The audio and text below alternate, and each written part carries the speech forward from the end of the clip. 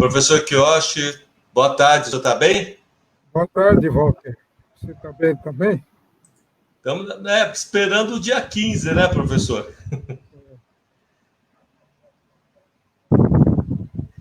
Professor, eu tenho aqui umas perguntas mais pontuais sobre uma questão que se fala muito. Fala-se muito sobre essa questão do quinto nos tribunais estaduais e que é formado pelos advogados.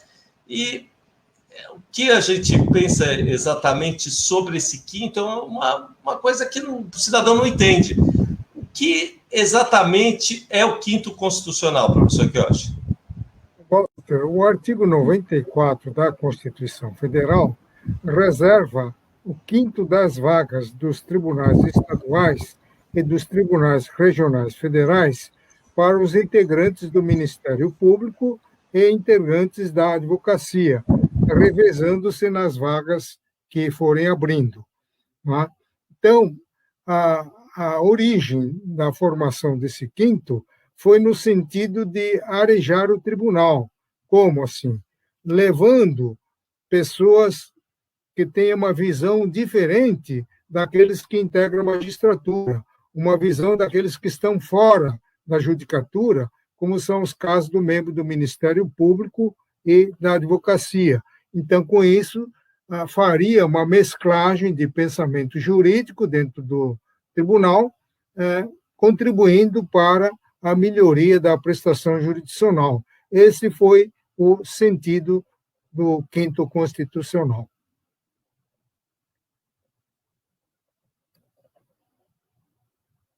Professor, quais são, então, os requisitos para um advogado ou um membro do Ministério Público ser nomeado para o tribunal? Mesmo o artigo 94 da Constituição Federal exige 3 requisitos: o notório saber jurídico, a reputação ilibada e mais de 10 anos de efetiva atividade profissional, indicados em na lista sextupla, formulada pela OAB local e que manda ao tribunal. Algumas seccionais da OAB, como é o caso de Santa Catarina, eles primeiro escolhem 12 advogados que estariam mais aptos a compor a lista sextupla. Numa segunda etapa, eles escolhem, dentre daqueles 12, os 6 mais cotados e mandam a lista para o tribunal. O tribunal, de posse dessa lista sextupla, elabora uma lista de 3 e manda para o presidente da República ou o governador, conforme se trata de tribunal regional federal ou se trata de tribunal estadual. E o presidente e o governador, então, nomeia um desses que figura na lista tríplice, não sendo obrigatória a observância da ordem de indicação. Professor, então, na prática, os indicados são indicados melhores do ponto de vista técnico, então? Lamentavelmente, isso não vem correspondendo à verdade. O certo é que a Constituição indica com toda clareza, com toda objetividade, os 3 requisitos. Principalmente o requisito do notório saber jurídico. Às vezes vão pessoas que não são assim tão notoriamente conhecedores do direito. Mas há muito ingrediente político interferindo nessa área. Inclusive, na nomeação de ministros do Superior ou do Supremo Tribunal Federal tem acontecido isso. Nem sempre aquele que é indicado ao cargo de ministro é aquele que tem um notório saber jurídico. Não estou dizendo que os ministros que integram a corte não sejam conhecedores profundos do direito, mas eu estou querendo dizer que poderia, numa seleção mais rigorosa, pensar aqueles que tivessem um conhecimento jurídico ainda maior. Então, isso também tem acontecido dentro da advocacia. Não é?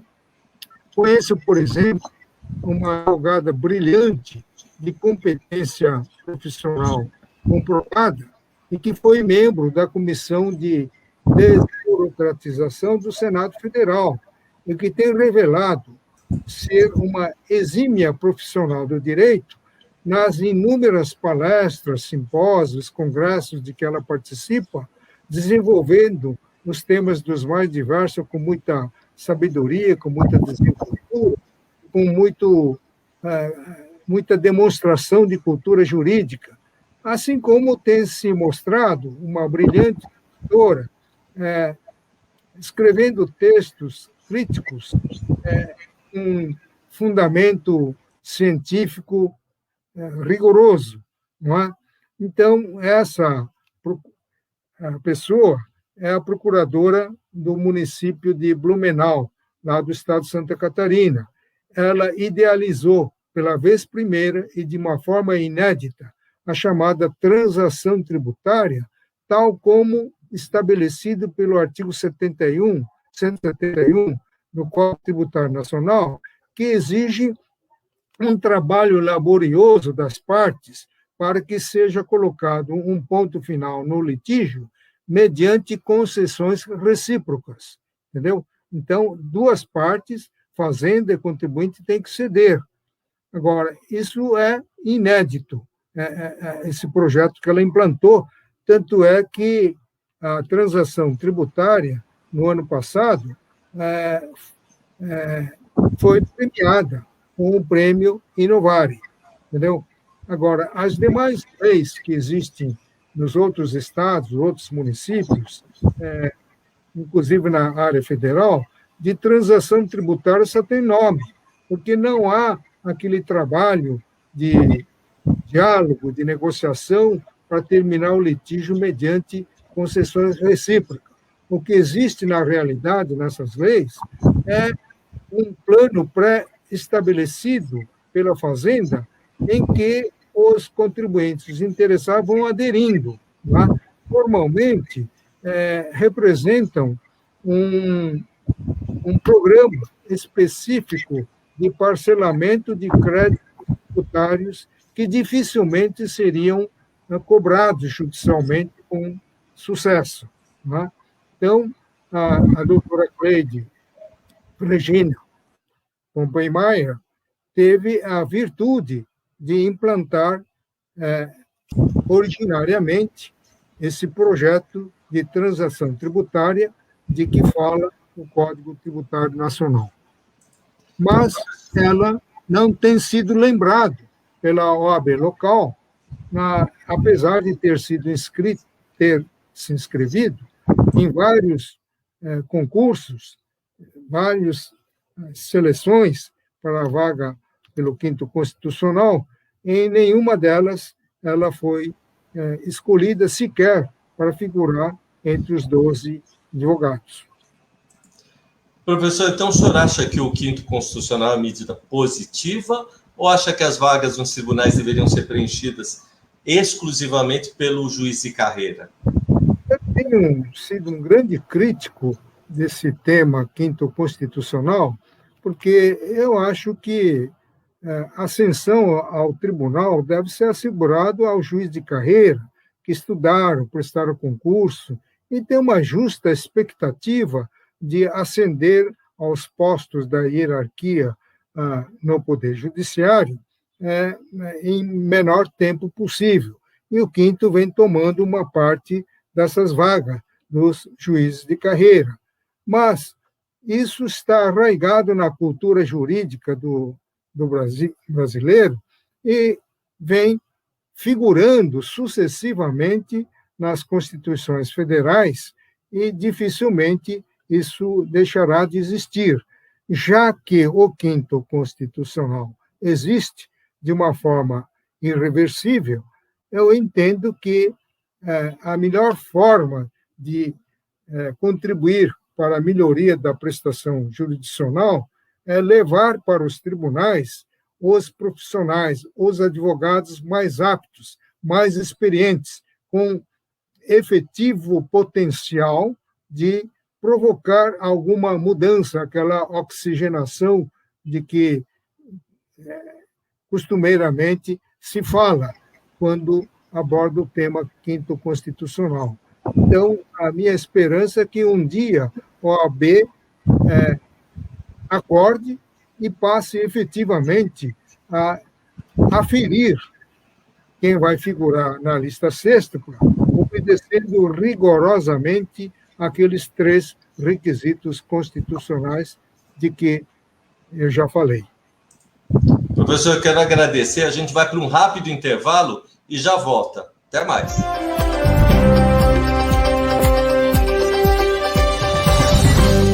Teve uma enxurrada de assunto essa semana e aqui o governo do estado de São Paulo suspendeu aquela liberação para a realização de culto de missa, atividades coletivas religiosas, futebol, né, muita controvérsia no futebol, e institui um toque de recolher das 20 às 5 horas da manhã.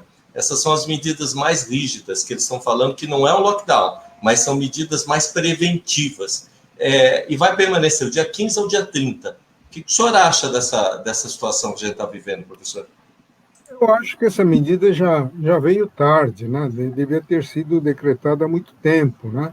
Quer dizer, não faz sentido você criar dificuldade na atividade laboral, que ajuda a manter a economia respirando, e permitir essas atividades que concentram um grande número de pessoas, como atividades esportivas, como atividades religiosas. A religião, cada um pode cultuar dentro do interior de sua casa, não precisa todo mundo se concentrar na igreja.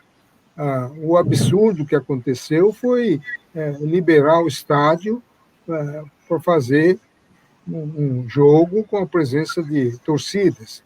Isso é um absurdo, né? E liberar as praças públicas, né?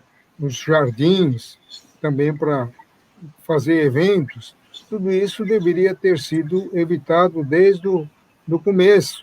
Né? Agora, o país é bastante complicado, porque a população é refratário a essas medidas restritivas, né? Precisa de haver, portanto, uma atuação intensiva da polícia para dissolver essas concentrações. Professor, e nessa esteira, o presidente Bolsonaro fez uma declaração, acho que na quinta-feira, foi ontem. Ele chamou de estado de sítio, toque de recolher das 22 às 5 horas do Distrito Federal. Ele disse que só ele poderia adotar essa medida, né? Aí tem especialistas da Globo estavam afirmando que o presidente se equivocou ao fazer essa afirmação, porque não é assim que funciona. É assim? O Estado pode decretar isso ou não, professor Queiroz? O presidente está enganado, né? Eu acabei de lançar uma obra que fala da intervenção das Forças Armadas, onde eu cuido do estado de defesa, estado de sítio, intervenção federal e a defesa da lei e da ordem. Não tem nada a ver uma coisa com outra. Esse toque de recolher, que é conhecido popularmente com essa expressão, é uma medida a ser decretada ouvindo as autoridades sanitárias para evitar a propagação do vírus, né? Não tem nada a ver com a intervenção das Forças Armadas. É uma medida que, certamente, se levado à Justiça, o Supremo Tribunal Federal, irá resguardar e respeitar a decisão do Estado e do município, que assim fizer em nome do interesse da saúde local. Não é? Agora, o estado de sítio é uma forma de intervenção das Forças Armadas depois que a decretação do estado de defesa não deu certo, foi insuficiente. Então, esse estado de sítio confere ao presidente da República a sua decretação, mas depois de ouvido o Conselho da República e o Conselho de Defesa Nacional. Isso só se faz diante da iminente eclosão de movimento interno, de rebelião, ou de declaração de guerra, ou em defesa de agressão armada pela potência estrangeira. Nesse caso, o presidente tem o direito de decretar o estado de sítio, que não tem nada a ver com o combate à pandemia.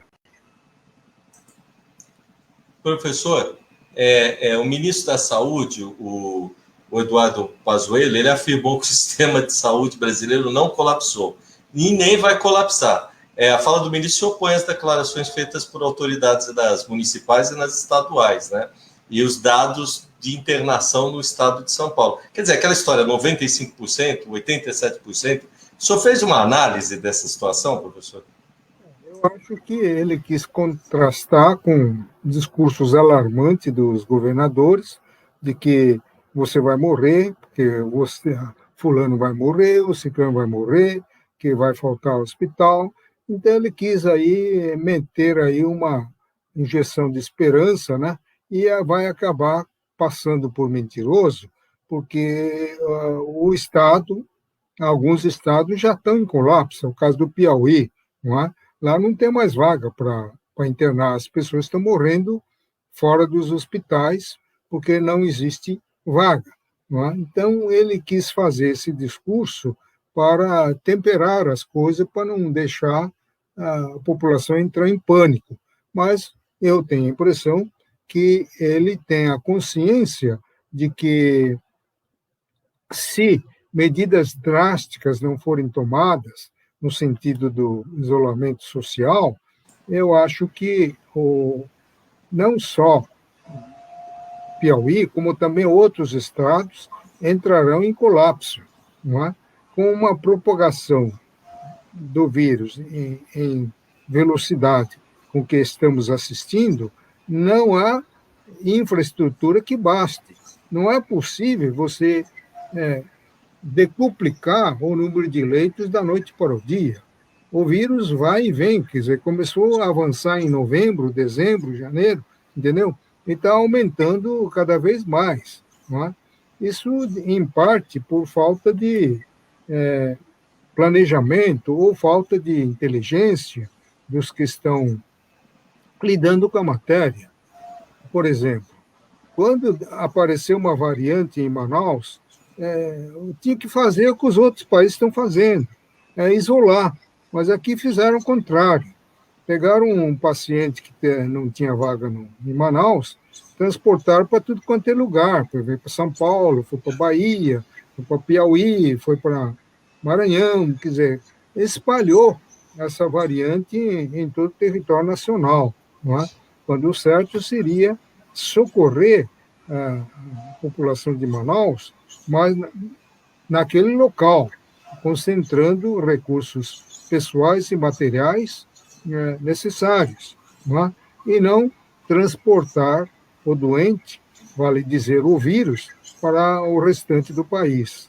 Isso é muito ruim, isso é falta de habilidade, né?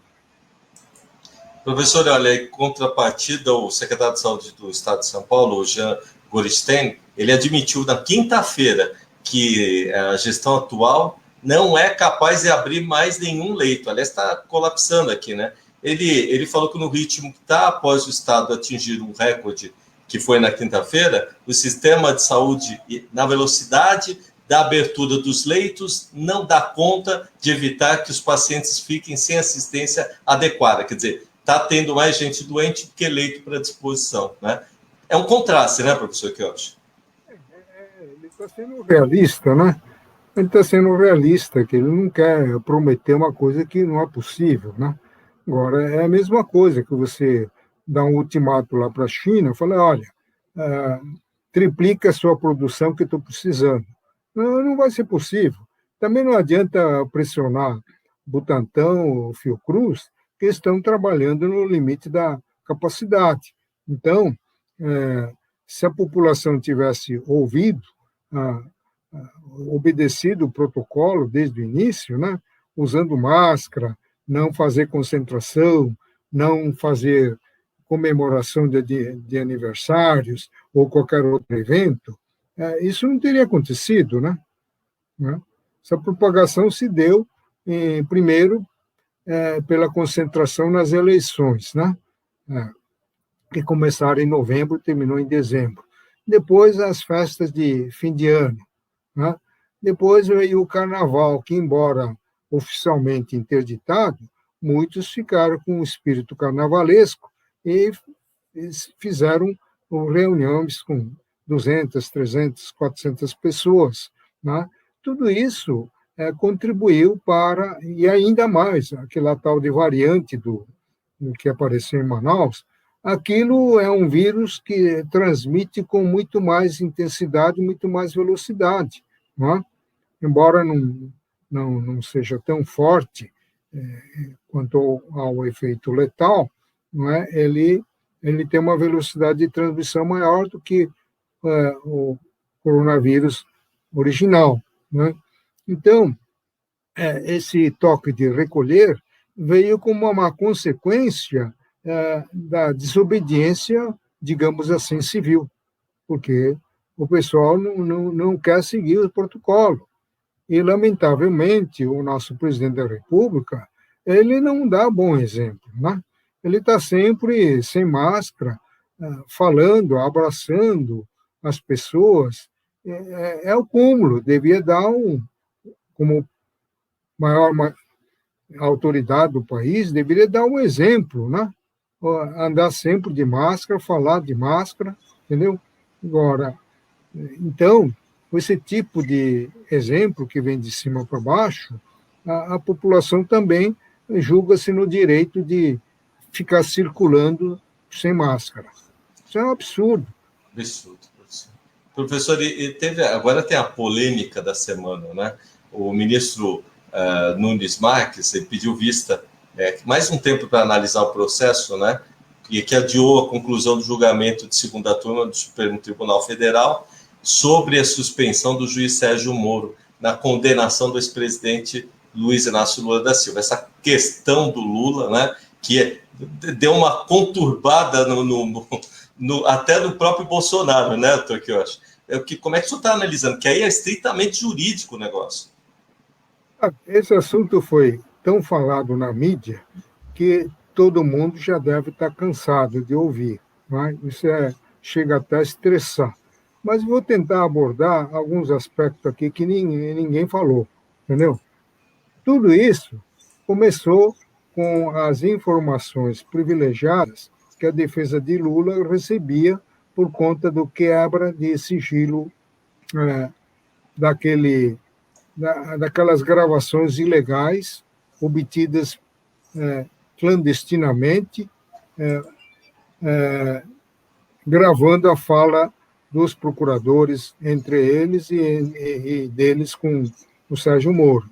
Agora, eu não sei como e por que foi parar essas gravações apreendidas na Operação Spoofing, foi parar lá no Supremo Tribunal Federal, entendeu? Não sei, porque a Constituição, o Código Civil, o Código Penal, manda desentranhar dos autos as provas obtidas de forma ilegal. Então, esse é o primeiro ponto. Segundo, houve uma quebra de sigilo para transmitir para a defesa de Lula. Só que Lula é muito inteligente, ele é muito astuto, ele não queimou essas informações privilegiadas num dia só, entendeu? Porque aí ia ficar 2, 3 dias na mídia, depois ia morrer. Então, ele foi soltando as informações, uma mais escabrosa do que a outra, a conta-gota, entendeu? Então, todo dia tinha uma novidade da Operação Spoofing, né? Um dia envolvendo o ministro do Superior, outro dia envolvendo o ministro Gilmar Mendes, outro dia a ministra Carmen Lúcia, outro dia a ministra Rosa Weber, captou-se uma conversa entre os procuradores que tem que dar um susto nela, entendeu? E a coisa foi indo. Então, não saiu da mídia esse assunto, né? E ao ponto de desacreditar por completo a Operação Lava Jato. Então, estava o fruto já maduro, tanto para cair, o ministro Fachin chegou lá, deu uma chacoalhada no tronco e a fruta caiu. Não é? Então, foi o que ele fez para tentar salvar o que restou da Operação Lava Jato, porque ele, extinguindo o processo por falta de competência da 13ª Vara de Curitiba, o processo, aquele segundo processo que está na segunda turma, o HC que pede anulação fundada em outro motivo, na parcialidade do juiz, ficaria sem objeto, morreria. Né? Então, ele fez isso. Só que o ministro, o relator desse HC da imparcialidade, da parcialidade do juiz, ele resolveu colocar em julgamento no dia seguinte ao que o ministro Fachin concedeu a ordem anulando aqueles processos, entendeu? Agora, o ministro Nunes Marques pediu vista para ver se demora mais um pouco, mas é besteira, porque o pessoal já tem a convicção formada, então vai acabar anulando o processo que, na verdade, já não existe, então vai anular o que não existe, porque o Fachin falou que aquele processo está totalmente anulado por incompetência, né? Então deveria deixar transitar logo em julgado isso daí, para ir para uma vara de Brasília, para formular uma nova denúncia e interromper a prescrição. Agora, do jeito que eles estão levando, pedir vista, sabendo que vai ser um voto isolado, que vai perder, mesmo porque, na preliminar suscitada pelo ministro Nunes, no sentido de... Nunes não, Fachin, no sentido de não julgar mais esse HC, porque estava prejudicado, não tem mais o processo condenatório, foi anulado, né? Mas o ministro Gilmar Mendes, que está muito bravo com a Operação Lava Jato, e com muita razão, não é? Não quer saber, não quer julgar. Então, eu chamo isso de julgamento acadêmico, porque não está mais julgando o caso concreto que não existe mais. Está julgando, fazendo um julgamento abstrato, né, para fixar não uma absolvição ou condenação, mas para fixar uma tese no nível genérico e abstrato. Porque o processo que condenou o Lula não existe mais. O Lula foi anulado. Então, rejulgar uma coisa que já foi julgada, que não existe mais, para dizer que é nulo porque ele agiu com imparcialidade, ele, evidentemente, o objetivo perseguido não é anular o julgamento do Lula, é fixar uma tese no sentido de que tudo que foi feito pela Operação Lava Jato padece do vício de nulidade por quebra do princípio de imparcialidade. É isso que os integrantes da segunda turma, né, querem fazer, né?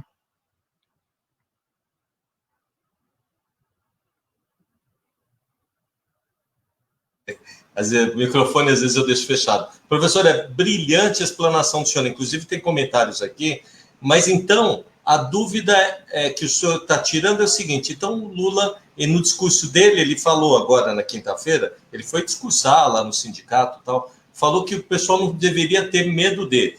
E aí, no discurso, perguntaram para ele, o senhor é candidato, é elegível? Ele falou, agora é pequeno eu pensar em candidatura. Mas, então, ele está elegível, não está? Está elegível e ele é candidato declarado, né? Agora, você lembra do presidente Bolsonaro, quando perguntaram da reeleição? Eu falei, não, de jeito nenhum, daqui eu quero ir direto para casa e não para a cadeia, entendeu? Referindo-se ao presidente Michel Temer, entendeu? Então, é ele que falava, quer dizer, em menos de um ano ele mudou de discurso, porque ele já assumiu a candidatura. E o Lula, é evidente, é candidato nato, né? Agora, tanto é que ele já fez um discurso de candidato, né? E já foi contrastando com o presidente da República. ele apareceu propositadamente com uma máscara enorme para todo mundo ver e ainda pediu licença para tirar a máscara, porque ele estaria já longe do público, né? Então, todo esse gesto é um gesto político próprio de um candidato em potencial. Professor, a gente chegou... Essa semana o senhor viu, né? Pandemia, essa questão do Lula também abalou o presidente, né? Ele está tomando distanciamento e tal, mas, na verdade, a gente está sem... Para finalizar, a gente está sem as doses das vacinas, né?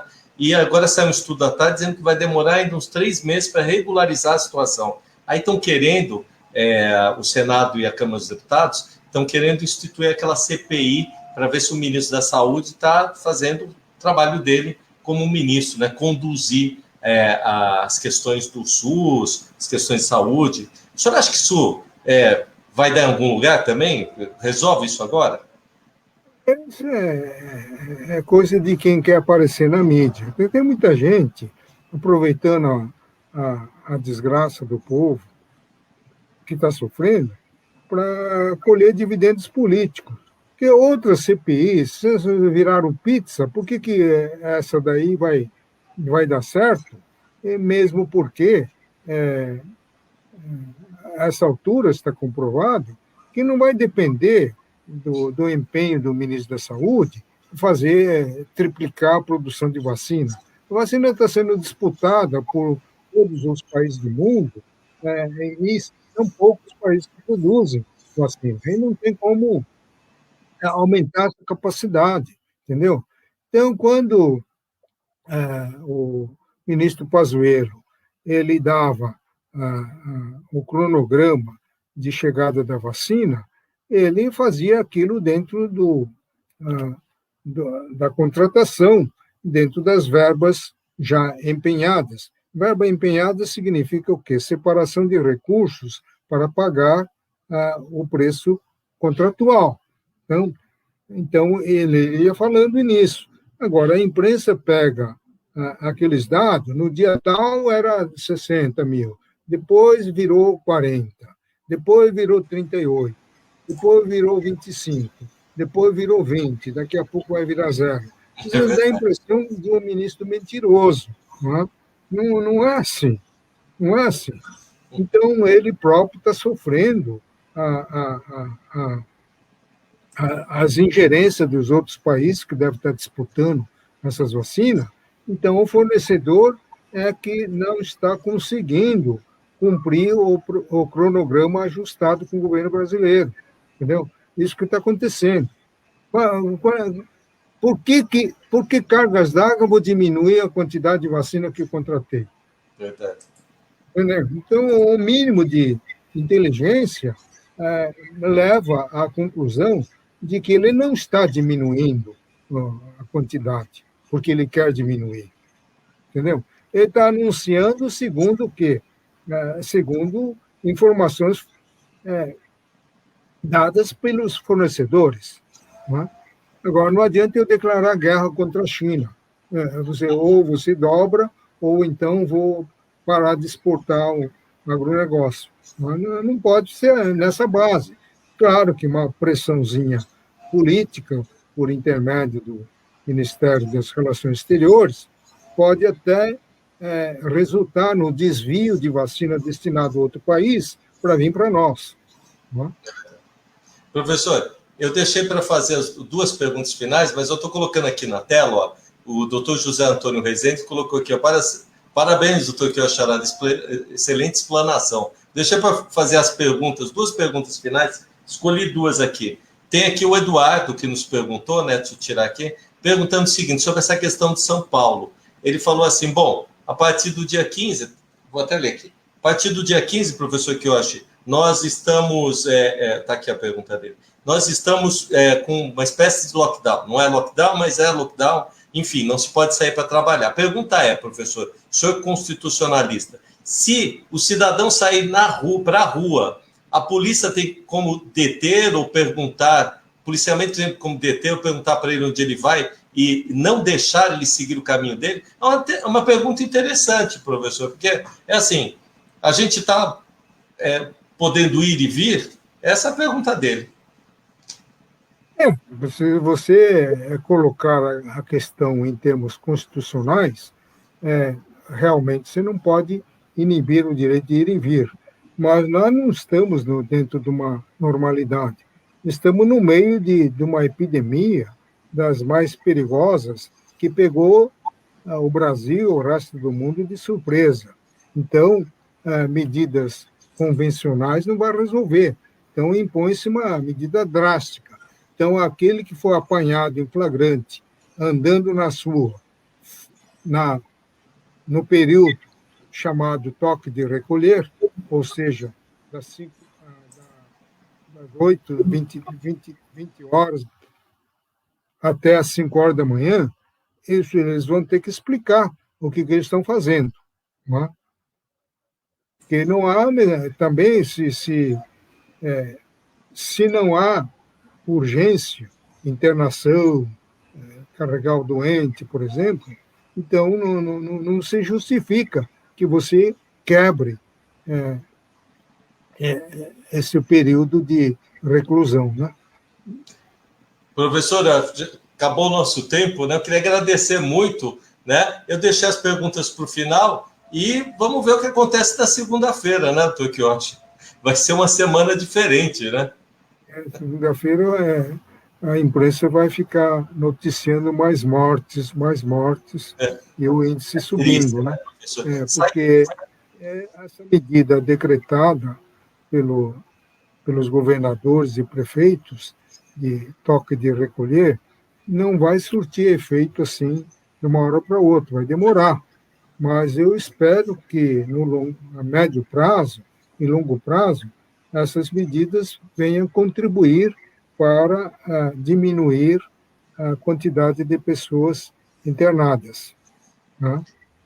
Porque se continuar assim, todo o sistema de saúde, todo o Estado vai acabar entrando em colapso.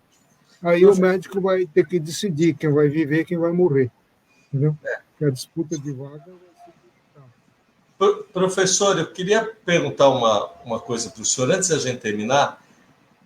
Num tempo tão difícil assim, tanta notícia triste, vai deixando o ser humano, né, uma situação tão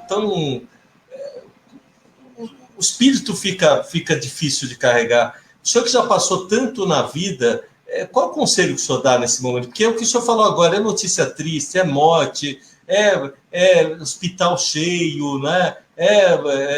O sistema político que não funciona. Quer dizer, o ser humano está em casa, ele fica sem esperança, né? Eu queria escutar alguma coisa do senhor para terminar o programa.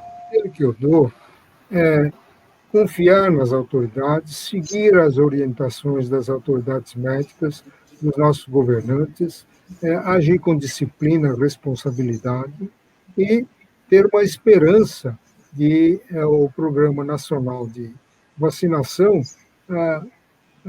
dar certo, não é? Confiar nas importações de vacinas de diferentes laboratórios, mesmo daqueles que ainda não têm registro na Anvisa, confiar na ação do empresariado brasileiro, que se dispuseram a importar essas vacinas e dar uma ajuda forte nesse programa de vacinação oficial. Professor, vamos então voltar na próxima sexta-feira, viu? Agradeço o senhor, viu? Até lá, Walter. Abraço, professor, que até sexta. Até sexta.